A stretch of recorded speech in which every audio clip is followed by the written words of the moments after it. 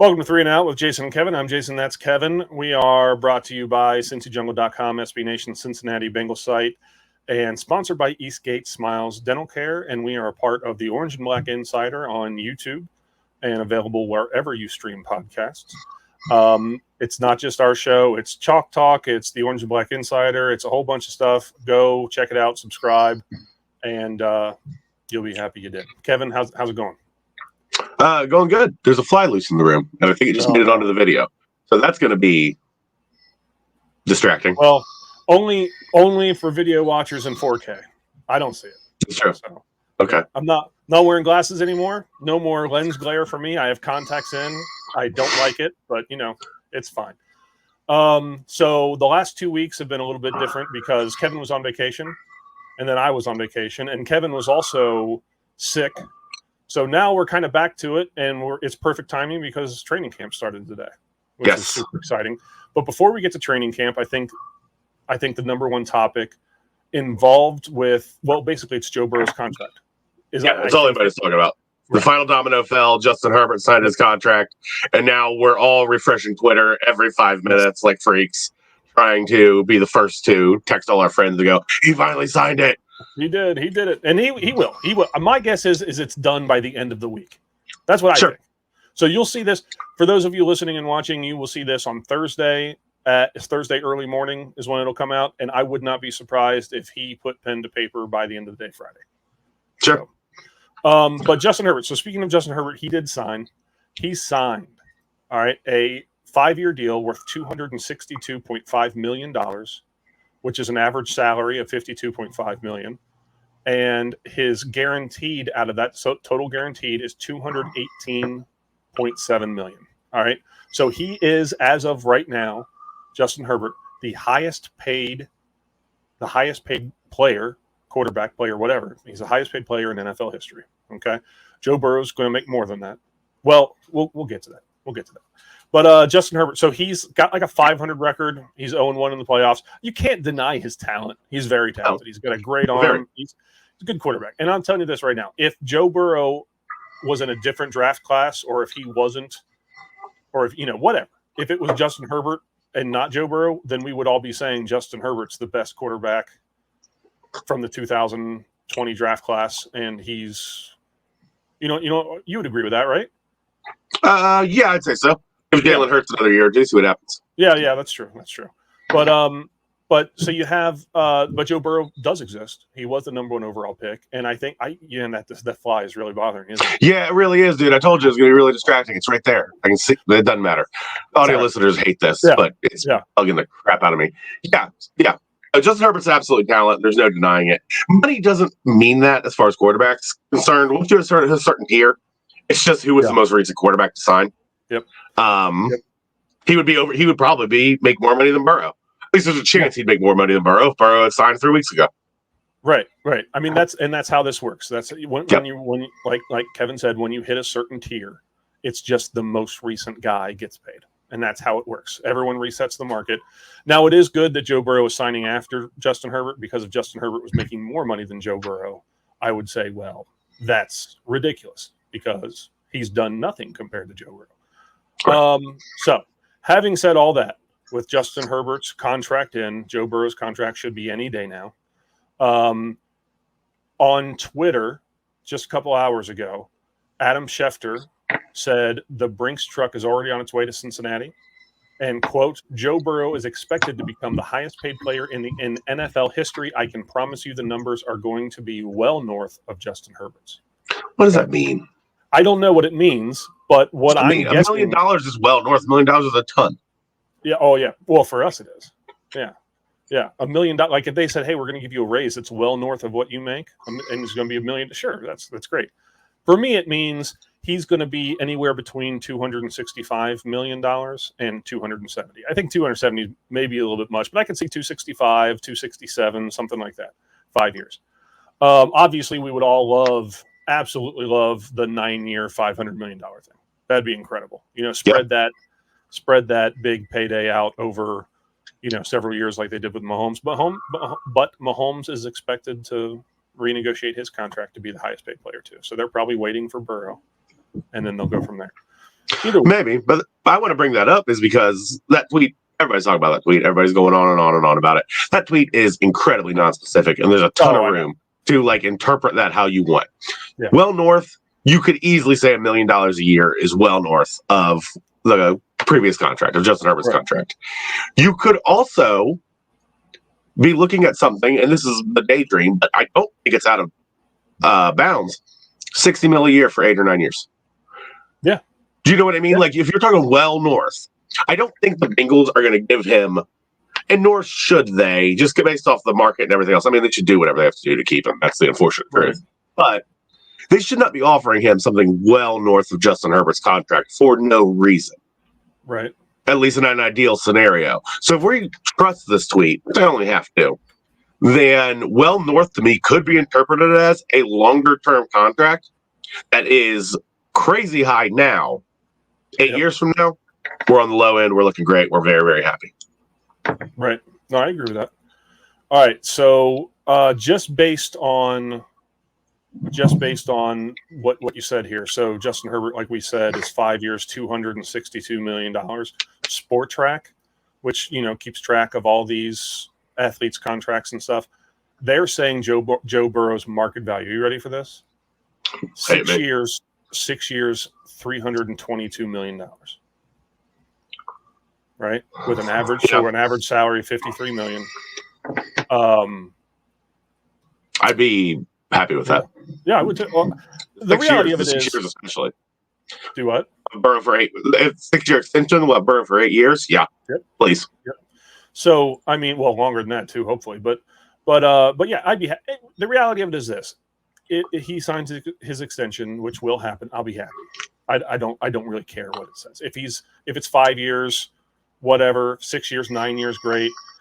I mean, it's going to happen, and I think it'll just be, maybe happy is the wrong word. I think relieved. It's done. You know what I mean? It's done. We don't have to worry about it. Worrying about it, I don't think is really necessary. It's going to happen. The only worry comes with who else can they afford? You know what I mean? It's who else can they do? Now, Joe Burrow was on ESPN yesterday, I believe, with Field Yates, and said, "Do what?" I know. I saw this. Just go ahead. Yeah. And he said that they asked about his contract. He's like, I don't have any news to tell you, but they said, "What about everybody else?" And he said, "I believe that we'll be able to keep everybody." Now, whether that's true or not, who knows?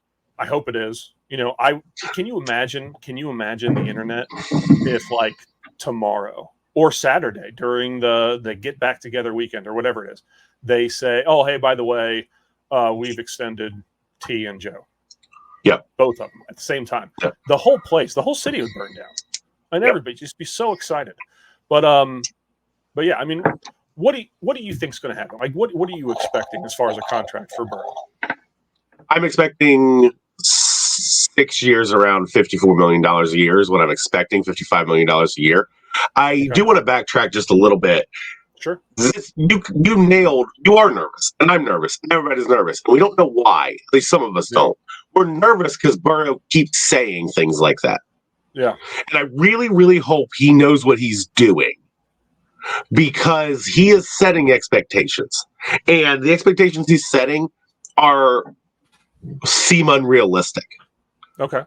Do you know what I mean? Where he's saying, like, the deal I'm going to make is going to allow them to afford everybody, et cetera, et cetera, et cetera. He knows how that's being received. And he's a very smart person, and he's media savvy. He's very controlled. He's very intentional with what he says. Mm-hmm. So we're all sitting here going, like, this contract is going to answer a few questions about Joe Burrow. He's still going to be one of the best quarterbacks in the NFL. Everybody's still going to love him. But, like, he keeps hinting that he's willing to put his money where his mouth is, and he's willing to take a lesser deal, or at least a very team-friendly deal as far as, like, moving money around and everything's concerned. And I think we're all nervous that he's not gonna. And when we see it, we're going to go, yeah, okay. No, it's fine. He deserves it. $55 million a year, he deserves it. Yeah, he's worth that. He's one of the best quarterbacks in the NFL, and it's true. But we're all kind of expecting the unexpected. We're expecting some kind of a deal that we ain't seen before, or something, because he keeps talking about it. Yeah. Yeah, and you know what?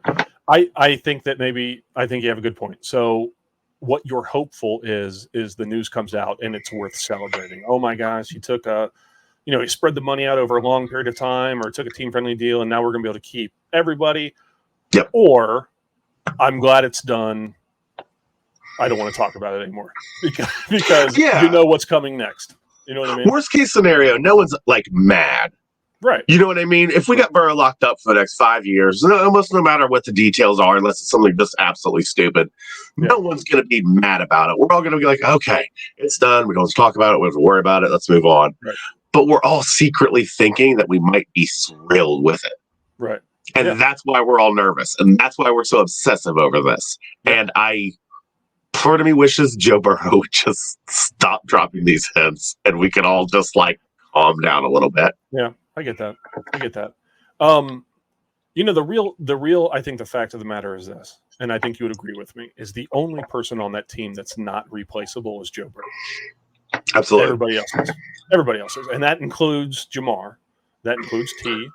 That includes DJ Reader.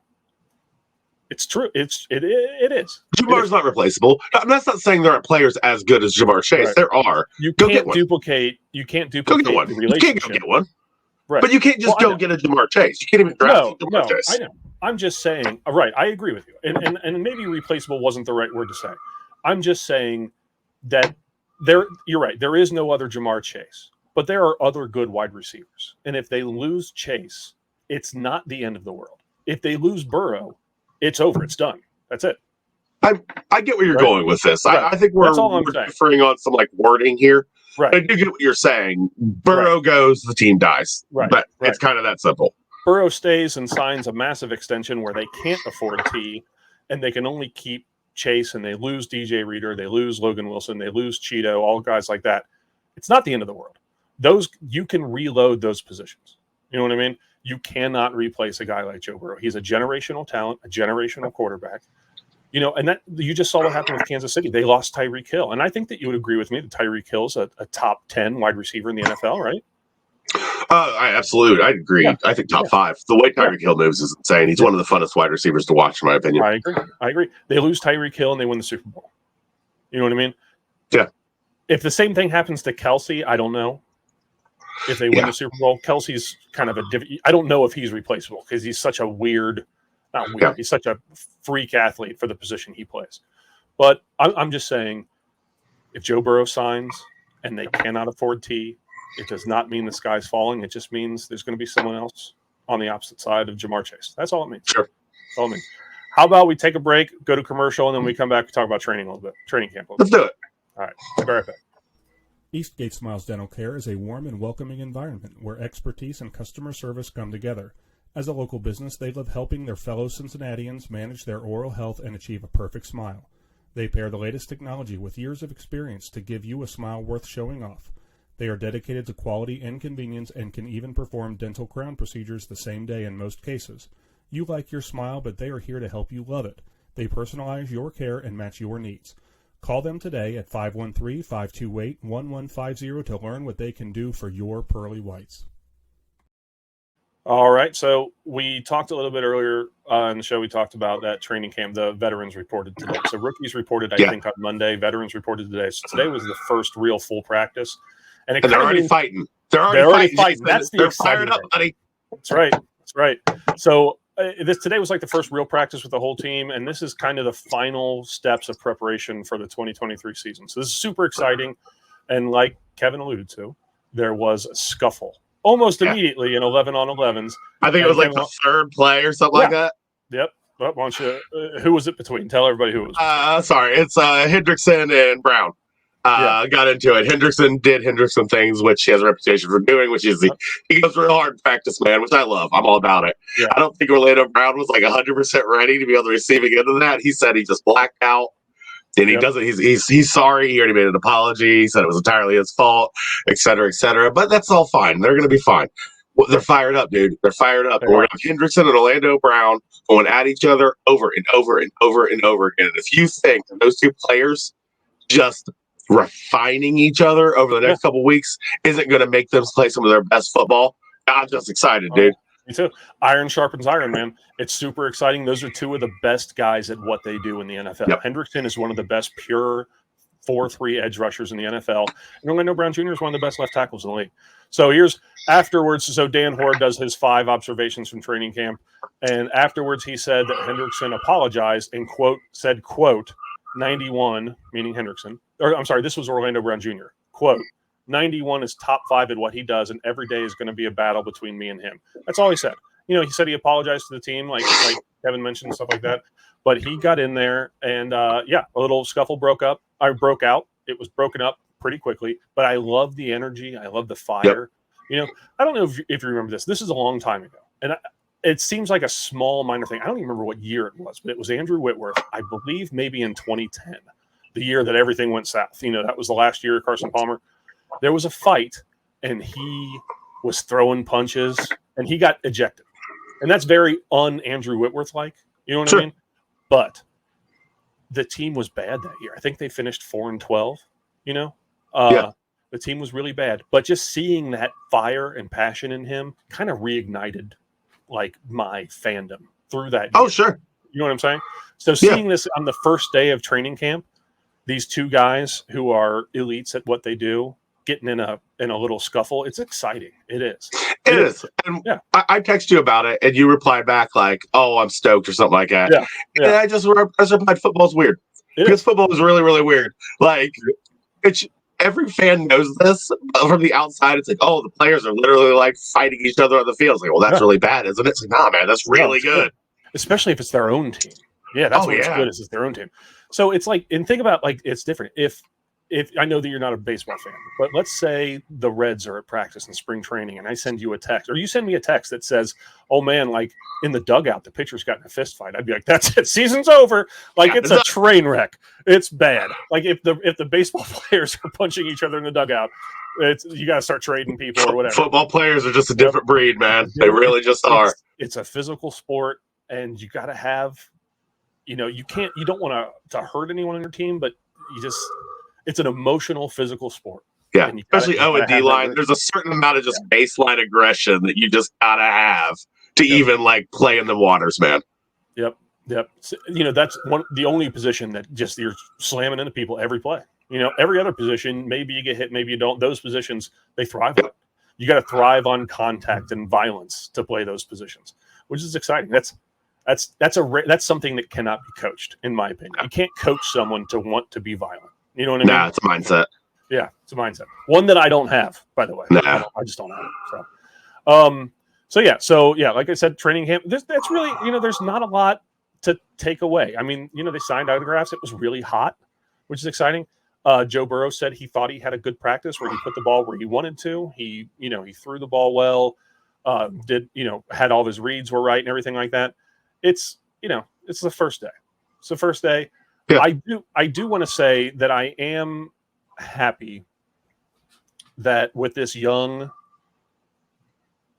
young safeties, right? With Dax Hill and with Nick Scott, I am happy that they're going up against an elite top 2 quarterback and the best wide receivers in the league, because they get to the point where I don't think any defense is capable of stopping the Bengals offense. I don't. But if they get to the point where they're at least competitive in practice, they can stop a lot of other teams. Oh, sure. I mean, and word is defense is looking good. I mean, people who were there coming out of camp, Cam Taylor-Britt apparently was full throttle. I fully expect he's going to take a leap this year, and from day one, it's looking like it. DJ Turner almost had an interception. Said his speed on the field was immediately apparent. I think the defense kind of had a time a little bit today is what it sounds like, but that's normal. Yeah. Training camp's always defense first, and then the offense adjusts, and that's how it is. Except for T. Higgins apparently also going off a little bit. Yeah. So it's exciting. It's an exciting time. Is this kind of you've been prepping all year. You have the draft, which is it's kind of an unofficial beginning of the next season, and then you have rookie camp and all that stuff. But this is the last thing. This is the last thing before preseason. I think preseason's 2 weeks away. Oh yeah, it's not far. Maybe. Yeah, it's not far. So this is it. I'm going on Friday. I think I think you and I are both going next Friday. 15 days, 21 hours, and 31 minutes till we face the Packers, according to my countdown that I have on my phone. 15 days. That's just a day more than 2 weeks. That's just a day more than 2 weeks. And then it's one of those things where you say, like the old Seinfeld episodes, well, the weekends don't count. And you're busy during the week, so it'll go fast. So it's really like 3 days.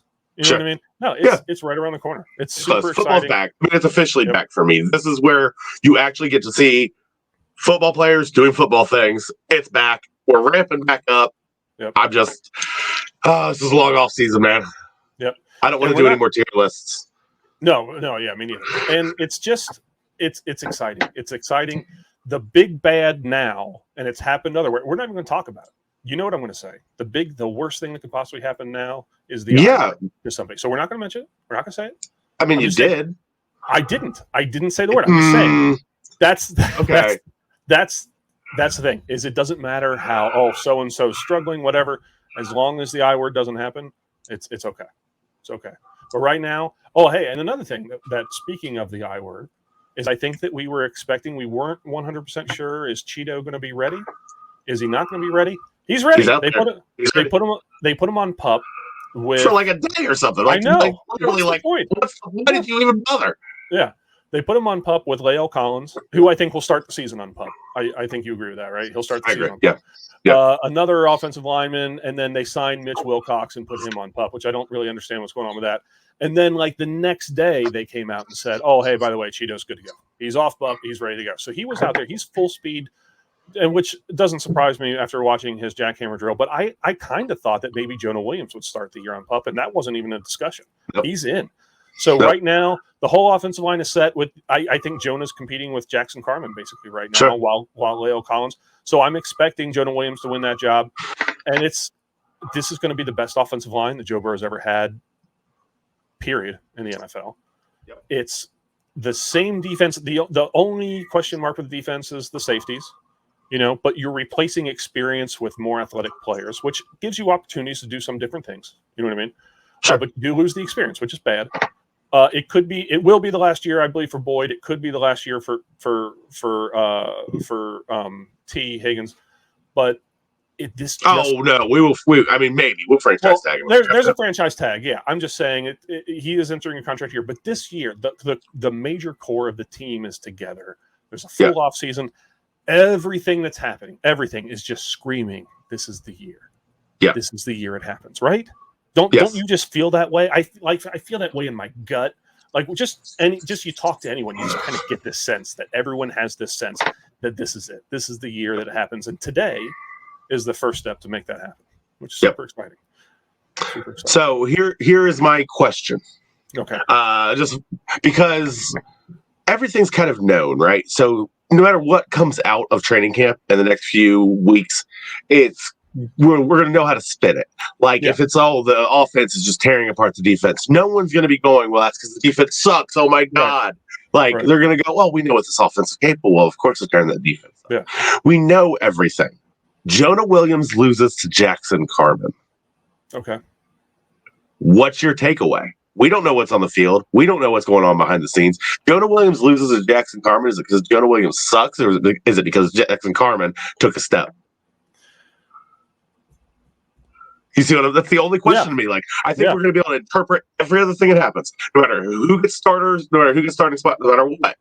You know what I mean? Even if somehow DJ Turner ends up starting over Cheeto, we're going to go, well, Cheeto's not quite ready. We know how to spin everything now because we know this team inside and out. That's the one question. Jonah Williams flipping the right tackle. Jackson Carman takes the job. What does that mean? I think it means a little bit of both. I think maybe Jackson Carman, after they signed Orlando Brown Jr., right? He knows he's not going to replace Cordell Volson. He's not going to take Orlando Brown Jr.'s job. He's not going to play center or right guard.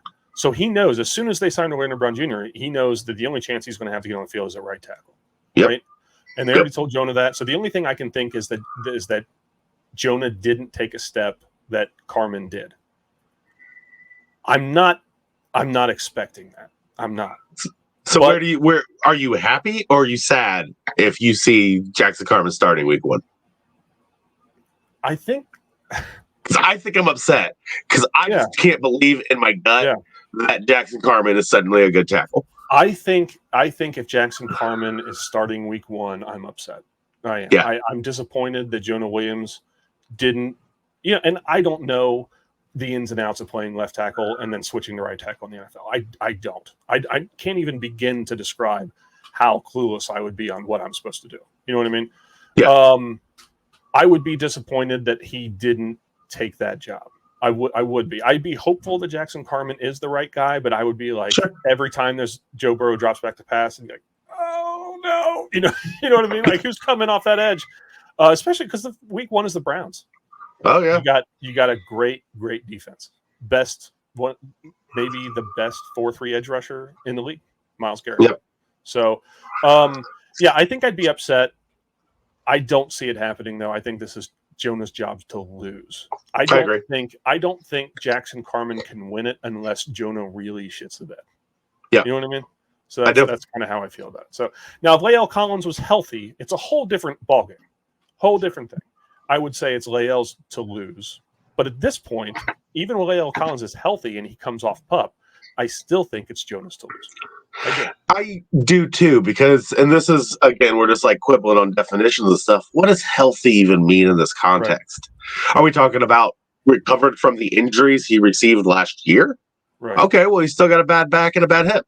Right. Do you know what I mean? Like, did the downtime, did it let him get his back right? Yeah. Like, I don't know what a healthy Collins even looks like at this point. I don't know. You know what I mean? Like, right. I don't even know what that would look like. Yeah. So I think it's Jonas no matter what. I think Jonas got this job. Yeah. And if Collins, if he comes back from PUP and he's fully healthy, back is healed, hips good, everything's good to go, then, we'll see what happens. But I'm not expecting that. I think coming off PUP just means his knee's better. His knee's okay. I don't know. Yeah, I think the rest are just kind of lingering injuries. He might look really, really good for a few weeks, and then something's going to happen. He's going to land wrong, and there's his back again. Those back injuries, especially for those big guys, they're like toe injuries for running backs. You know what I mean? Like turf toe, where it's like, he'll be okay, but you never know. He plants wrong one time, he's out for 5 weeks. You know what I mean? So I do. That's the only real question mark right now as far as the depth chart is right tackle. I even think that safety's set with Nick Scott and Dax Hill. Jordan Battle, I think, will play in certain situations because I think they're going to move Dax Hill around a little bit. Yeah. But I think typically it's going to be nickel defense with Cheeto, CTB, and Hilton, and then Dax and Nick Scott. Yep. In the deep safety. So, yeah. But that's stuff that we'll see play out, which is super exciting. We'll see play out over the rest of this week and next week. Last thing, I just we're getting to the end of this. I think I feel it's rounding out. Apparently, they're putting T all over that field in practice. I know it's first game, first practice. Yeah, but apparently they're lined up on the slot. They're getting some of Jamar Chase's routes. I'd really like to see them just start mixing up these routes to get some of these people open if they can. That they had trouble with last year. Just very exciting to me. I just think it's always fun to mix it up. I think T can play anything with the right coaching and with the right practice. He's a monster, and it just makes me excited. Just new stuff out of T. We all got excited when we started putting Jamar in the slot. Hey, let's do it with T too. Oh, I know. One more question for you, and then we're going to be done. And I'm going to answer the question too. One player that's new to the team this year that you're super excited to watch, and you cannot pick Chase Brown because I know that's what the just pick someone else because that's who you always pick. Okay, fine. Chase Brown and someone else. Pick 2 people. Okay, because it's Chase Brown. I think Chase Brown is going to be a monster. I've said this over and over and over again. That's why I told you to pick someone else. Beyond that, I'm going to give 2 answers here. Kind of hedge on my bets. I'm very excited to watch Myles Murphy. I have never hid the fact that I am not entirely sold on Myles Murphy as a prospect in the first round. I seem to be in the minority in that as far as Bengals fans are concerned. I would love to be proven wrong. I'm very, very excited to watch him the first couple games, see what he brings, see what I think once I actually see him playing with the rest of that D-line. But beyond that, it's DJ Turner. I mean, he's fast, he's scary, he is already showing up in camp. I don't think we'll see a lot of him, but hopefully a few weeks in, we're going to see him take a few snaps, let people sit a spell, maybe use them in unique situations. But I think DJ Turner's speed is going to be really fun. Yeah. All right. For me, it's Irv Smith Jr. I'm super excited to see a very athletic and fast, probably the most athletic and the most athletic pass catching tight end that Joe Burrow's ever had in the NFL. I mean, and nothing against Uzoma and Hurst. I think Irv Smith is faster and a better pass catching tight end. I don't know if he's going to be as good of a blocker as either of those guys, but that's fine. But with a better line. Right. Doesn't need to be. Right. All right. And then the other guy for me, I was going to say DJ Turner. I'm going to say Jordan Battle. I'm excited to see what Jordan Battle can do. I am. Just the experience he brings from his years under Saban. I am excited to see what he can do and because he's a third-round pick. He's going to be playing. He's going to get time on the field. Obviously in special teams, but I want to see what they do in their different packages on defense. So, you have anything else? No, that's it, man. I'm just football's back, buddy. Yep. Oh, I know. I'm pumped. Well, for Kevin, thank you for watching. I'm Jason. That is Kevin. Yeah. So thank you again for watching. Again, we are brought to you by CincyJungle.com, SB Nation Cincinnati Bengals site, and we are sponsored by Eastgate Smiles Dental Care, and we are part of the Orange and Black Insider. Again, there's Chalk Talk, there's OBI, there's a ton of great stuff. Go subscribe, check it out. There's a lot of great shows. Thank you very much for watching. We'll see you next week. Who Dey? Who Dey?